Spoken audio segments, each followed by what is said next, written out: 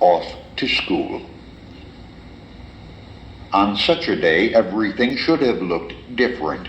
It was disappointing that the whole of London seemed absorbed in its own affairs, though of course Cheapside was the busiest street in the city, and September was the busiest season of the year. In September, everyone felt rich, with all that food stored for the winter.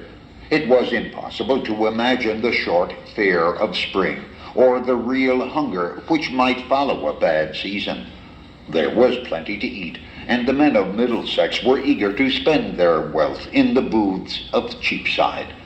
Luckily, a number of them wanted sound ox-hide, which was good for the family prosperity. But those preoccupied buyers crowding into the shop might have spared a glance for young Thomas, peering out of the gable window of the chamber above.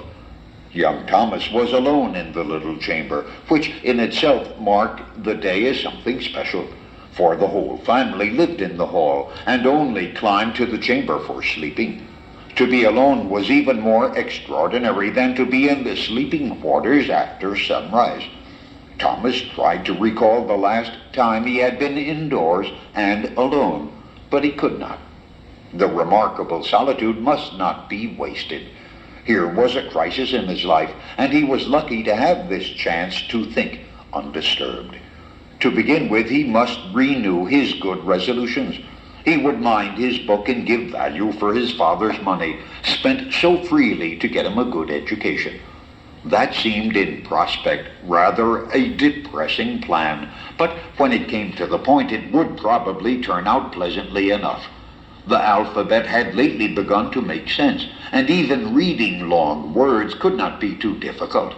The priest at St. Mary Colechurch, opposite, who had baptized him and taught him his catechism, managed to blurt out some very long and unfamiliar words at the altar, after peering at his missal and muttering to himself.